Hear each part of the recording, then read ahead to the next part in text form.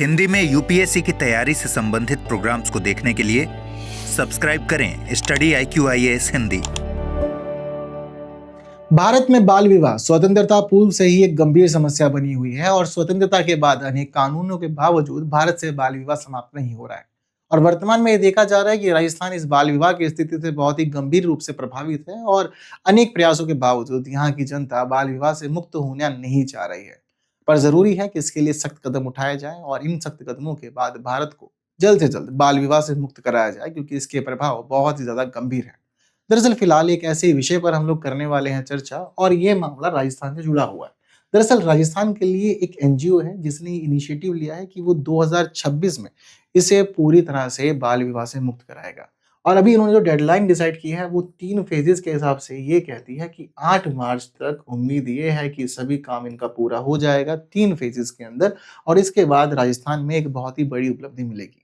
हालांकि जब कभी भी कोई भी कानून बनाया जाता है तो उस कानून के बाद ज़रूरी चीज़ ये है कि उसका पालन सुनिश्चित करने के लिए आपको समुदायों को जोड़ना पड़ेगा, और सामुदायिक भागीदारी होगी तो ही आपके कानून सफल हो पाएँगे, अदरवाइज़ आपके कानून सफल नहीं होंगे। तो इन्होंने यही एस्पेक्ट यहाँ सोचा है कि किस तरह से सामुदायिक भागीदारी को बढ़ाकर हम इस कानून का अनुपालन पूरा करें। हालाँकि भारत ने 2006 में ही बाल विवाह की रोकथाम के लिए कानून बनाया था, और इससे पहले शारदा अधिनियम हमारे देश में मौजूद ही था, और उसके बावजूद आज तक अभी भी चिंताएँ बनी हुई हैं। तो फिलहाल जानते समझते क्या है पूरा मामला और क्या आगे खास होने वाला है। तो फिलहाल हमारे आर्टिकल टाइटल का कहना है 38 high risk districts in Rajasthan selected for drive against child marriage. तो चिंताएं हैं, परेशानियां हैं, बट ठीक है, समाधान भी होगा ही होगा। तो सारी बातों को समझना जानना है फिलहाल आज की क्लास में। तो ये जो टॉपिक है, ये टॉपिक आप लोगों के एग्जाम में जीएस पेपर 1 के हिसाब से भी इंपॉर्टेंट है, क्योंकि इंडियन सोसाइटी का मामला है। जीएस पेपर 2 के लिए भी इंपॉर्टेंट है, क्योंकि यहाँ पर एक सोशल इशू की कहानी है। साथ ही जीएस पेपर 2 के हिसाब से एक्ट का मामला भी चर्चा में है। तो अलग अलग पेपर्स में इस तरह से विषय चर्चा में है, और आपको पेपर में देखने को मिलेगा कुछ ना कुछ क्वेश्चन। तो एक यहाँ पर मल्टीपल चॉइस क्वेश्चन रखा गया है कि देखिए कुछ इस तरह से चीज आपको पता होनी चाहिए। ये एक बेसिक क्वेश्चन है, हालांकि मल्टीपल स्टेटमेंट क्वेश्चन भी यहाँ से पूछे जाते हैं, बाकी कुछ और तरह के क्वेश्चन भी मौजूद रहते ही रहते हैं।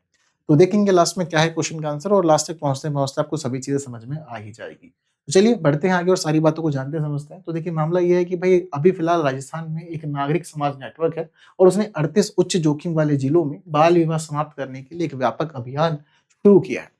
अभी जो व्यापक अभियान है वो अभी से ही शुरू कर दिया है, और इसका जो फर्स्ट फेज रहने वाला है वो फर्स्ट फेज अभी वर्तमान महीने में ही चल रहा है, और 31 दिसंबर तक ये फर्स्ट फेज चलेगा।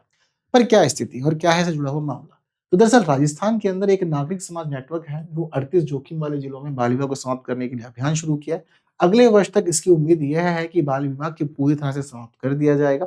इस अभियान के जो मुख्य घटक हैं उसके अंदर शामिल है सबसे पहले तो मुख्य संस्था जो है जस्ट राइट फॉर चिल्ड्रंस।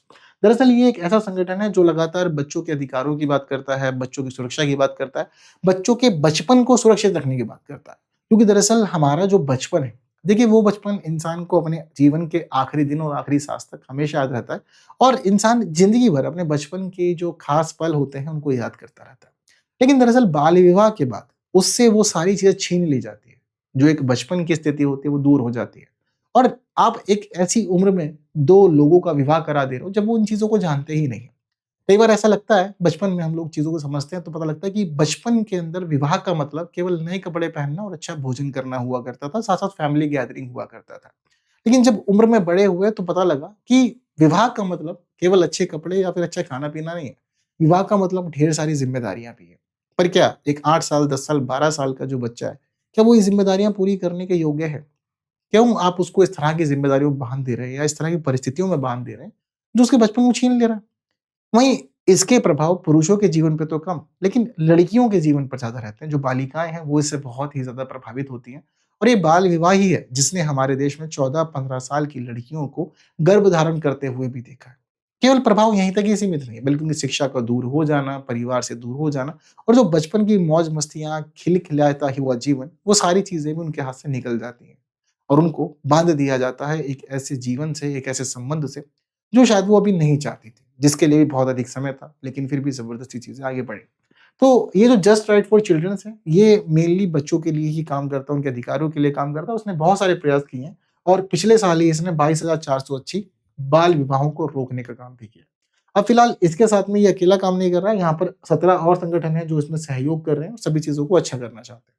फिलहाल इस दौरान रणनीति है सामुदायिक प्रयास और कानूनी हस्तक्षेप की।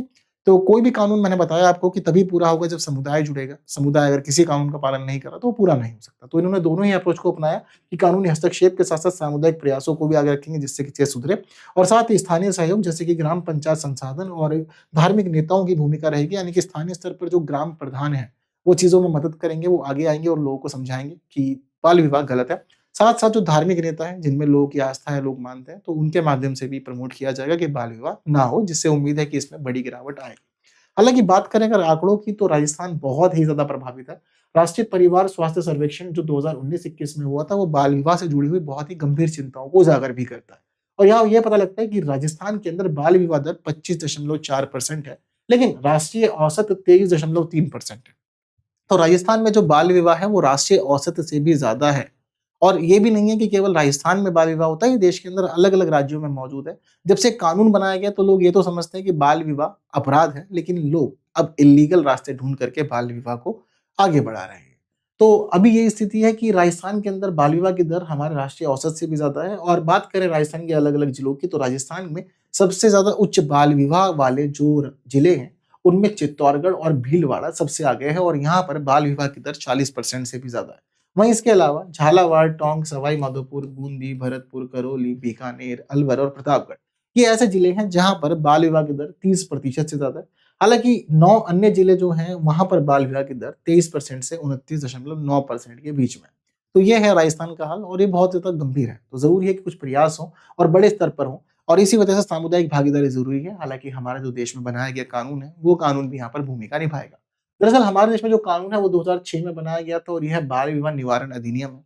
इस अधिनियम ने यह तय किया कि अगर लड़कियों की शादी करनी है तो कम से कम 18 साल की उम्र होनी चाहिए और लड़कों की जो उम्र है वो 21 वर्ष होनी चाहिए शादी के लिए। केवल इतना ही नहीं, यहाँ पर यह भी कह दिया गया कि अगर आप इस उम्र से कम पे बच्चों का विवाह करते हैं, यानी कि जो लीगली एज है वैसे तो वो 18 ही है, पर ये कहा जाता है कि अगर 18 से पहले आपने विवाह किया है तो 18 से पहले विवाह करने की स्थिति में ये समझ लीजिए कि ये संज्ञेय अपराध रहेगा और गैर जमानती रहेगा। हालाँकि ये जो ऐज है, ये ऐज अभी भी बहुत सारी जगह पे लोग पालन नहीं करते, उसको इग्नोर करते हैं। तो लड़कियों की जो ऐज वो 18 मिनिमम मानी जाती है और लड़कों की 21 मानी जाती है इस कानून के हिसाब से इसने डिसाइड किया। और ये कानून बनाने का मुख्य उद्देश्य यही था कि देश में बाल विवाह को रोका जाए, पीड़ित बच्चों के अधिकारों की सुरक्षा की जाए और दोषियों को इसके लिए सख्त सज़ा दी जाए।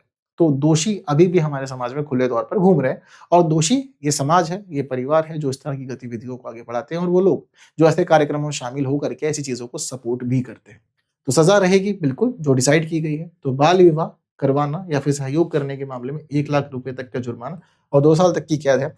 इसके अलावा अगर आप विवाह में शामिल होते हैं, पुरोहित या निकाह के रूप में आप कोई भी रोल प्ले करते हैं, तो भी आपको ऊपर 1 लाख रुपए का जुर्माना, 2 साल की सज़ा हो सकती है। साथ ही अगर पति नाबालिग ना हो और जो लड़की की शादी हुई है वो लड़की नाबालिग है यानी कि 18 से कम है, तो भी ऐसा ही दंड मिलेगा और पति को भी सज़ा होगी। हालाँकि हम लोग वीडियोज़ भी वायरल होते हुए देखते हैं कई बार कि ऐसी वीडियोज़ हैं जहाँ पर पुरुष की उम्र बहुत ज़्यादा है और छोटी-छोटी उम्र की लड़कियों से उनकी शादी हो जा रही है। केवल पैसे के दम पर ये चीज़ें चल रही हैं जो कि बहुत ज़्यादा गलत है और केवल पैसे के लिए आप किसी का पूरा जीवन बर्बाद करते रहे हो। तो ये चिंता की स्थिति है, परेशानियाँ हैं, कानून है। अब इसी कानून के आधार पर सारी चीज़ें चलेंगी और उम्मीद है कि राजस्थान आने वाले समय में बाल विवाह से मुक्ति की स्थिति को बढ़ाएगा और लोग समझेंगे और बाल विवाह की तरफ आगे नहीं जाएँगे। अब ये जो पूरा का पूरा कार्यक्रम है 3 फ़ेज़ेज़ में चलने वाला है। पहला फ़ेज़ रहेगा इसका 31 दिसंबर 2025 तक। इसके बाद जो दूसरा फ़ेज़ रहने वाला है वो शुरू हो जाएगा 1 जनवरी से और 1 जनवरी 2026 से ये फ़ेज़ शुरू होकर के आगे चलेगा 31 जनवरी तक। ठीक है। फिर जो उसका तीसरा फ़ेज़ है वो शुरू हो जाएगा 1 फरवरी से और ये फ़ेज़ रहेगा इसका 8 मार्च 2026 तक। तो तीनों ही फ़ेज़ के अंदर अलग-अलग स्ट्रैटेजी सोची गई है। जो पहला फ़ेज़ रहने वाला है इसमें इन्होंने ये तैयारियाँ की हैं कि स्कूल, कॉलेज, यूनिवर्सिटी के लेवल पे हम लोग अवेयरनेस को बढ़ाएँगे और अवेयरनेस बढ़ाने के लिए डिबेट, एस्से, कॉम्पिटिशन, इंटरैक्टिव सेशन और साथ-साथ शपथ ग्रहण जैसे कार्यक्रम करेंगे जिससे कि लोग समझें और चीज़ों में जागरूक हों और इसके अलावा वो उसको प्रमोट भी करें। तो दूसरा फ़ेज़ रहने वाला है इसमें इन लोगों ने ये व्यवस्था रखी है अभी फ़िलहाल कि जो बड़े-बड़े धार्मिक नेता हैं या जो सामुदायिक इन्फ्लुएंसर्स हैं, ऐसे लोगों के लिए उन्होंने ये स्थिति रखी है कि उन लोगों को एंगेज किया जाएगा और ऐसे लोगों की जो बातें मानी जाती हैं, उन लोगों को आगे रख के समाज को ये संदेश दिया जाएगा कि बच्चों के अधिकार, सुरक्षा और सशक्तिकरण क्यों ज़रूरी है और क्यों बाल विवाह नहीं करना चाहिए। फ़ेज़ 3 जो फ़रवरी 1 से मार्च 8 तक चलने वाला है, इन्होंने यह व्यवस्था की है कि पंचायत और म्युनिसिपल वार्ड्स को मोबिलाइज़ किया जाएगा और इसके साथ-साथ इस दौरान जो प्रस्ताव वगैरह है वो पारित करवाए जाएँगे और ये किया जाएगा कि बाल विवाह ना हो, तो वहाँ पे भी व्यवस्था की जाएगी बाल विवाह ना करने के लिए। साथ साथ कानून की समझ भी इस दौरान दी जाएगी। तो ये 3 फेज में पूरा काम होगा, यानी कि 100 डे का सेशन इन्होंने रखा है कि 100 दिन के अंदर हम चाहते हैं कि चीज़ें सुधरें और हमारा राजस्थान बाल विवाह से दूर हो जाए। तो चीज़ें अच्छी हैं, उम्मीद है कि बहुत कुछ हो पाएगा और चीज़ें सुधरेंगी। और क्या लगता है आप लोग को बाल विवाह के लिए? कैसे इसको समाप्त किया जाए और क्या कदम उठाए जाएँ? मुझे कमेंट बॉक्स में ज़रूर से बताइए। इसके अलावा जिस तरह से आप लोग को मैंने क्वेश्चन शुरुआत में दिखाया था, इस क्वेश्चन का आंसर अब आप लोग को देना होगा कमेंट बॉक्स में, तो बिल्कुल दीजिए। इसके अलावा इस वीडियो को बाकी लोगों तक शेयर ज़रूर कीजिए, ठीक है? ये काम भी आपका ही है ताकि बाकी लोग भी जानें कि बाल विवाह नहीं है। बाकी मैं आपको बताना चाहता हूँ कि अगर आप द हिंदू न्यूज़पेपर हिंदी में पढ़ना चाहते हैं, तो आपको इस दौरान सुबह 9 बजे हमारे साथ जुड़ना होगा, जहाँ न्यूज़ एनालिसिस और एडिटोरियल डिस्कशन का काम हम लोग करेंगे मिल कर के। और इसके अलावा आप लोग जुड़ सकते हैं स्टडी आईक्यू के बैचेस के साथ में भी, जहाँ आपकी तैयारी बहुत अच्छे से कराई जाती है। तो 2 बैचेस आपके लिए बहुत खास है जो पसंद किए जा रहे हैं। अगर आप 2026 में प्रीलिम्स देना चाहते हो, सिलेक्शन लेना चाहते हैं, तो आप ज्वाइन कर सकते हैं हमारा एसआईपी बैच। और वहीं अगर आप 2027 में परीक्षा देना चाहते हैं, तो आप ज्वाइन कर सकते हैं हमारा P2I यानी कि प्रीलिम्स, मेंस, इंटरव्यू तीनों की तैयारी के लिए बैच प्रतिज्ञा प्लस। दोनों ही बैचेस में एनरोल करने के दौरान अगर आप KL लाइव कोड यूज करते हैं, तो ये एक ऐसा कोड है जो आप लोगों को बहुत ही अच्छा डिस्काउंट दिलवा सकता है और इसके दौरान आप लोगों को बड़े छूट भी मिलेगी। बाकी सारी चीजें वही मिलेगी जो मिलती है। जैसे कि 2026 के एसआईपी के लिए आप ज्वाइन करते हैं, तो आपको क्लासेस मिलना, study material, test series, mentorship, सारी सुविधा मिलेगी। और वहीं अगर आप P2I 2027 ज्वाइन करते हैं, तो आप लोगों की 2027 की तैयारी के हिसाब से सारी क्लासेस मिलना, सिलेबस कवर होना, current affair, CSET, answer writing, 1-to-1 mentorship, study material, test series, सारी सुविधा मिलेंगी स्कॉलरशिप के साथ। तो ज्वाइन कीजिए जितना जल्द आप कर सकते हैं, क्योंकि नया बैच शुरू हो रहा है 9 दिसंबर से, यानी कि आज से ही। सो बस आज के लिए फिलहाल इतना ही। तो जुड़िए मेरे साथ टेलीग्राम, इंस्टाग्राम, फेसबुक, एक्स सभी प्लेटफॉर्म्स पे आपके क्वेश्चंस को लेकर के। और साथ ही आप हमारे टेलीग्राम चैनल ज्वाइन कर सकते हैं पीडीएफ्स के लिए, क्योंकि पीडीएफ्स हम लोग यहीं पे ही शेयर करते हैं।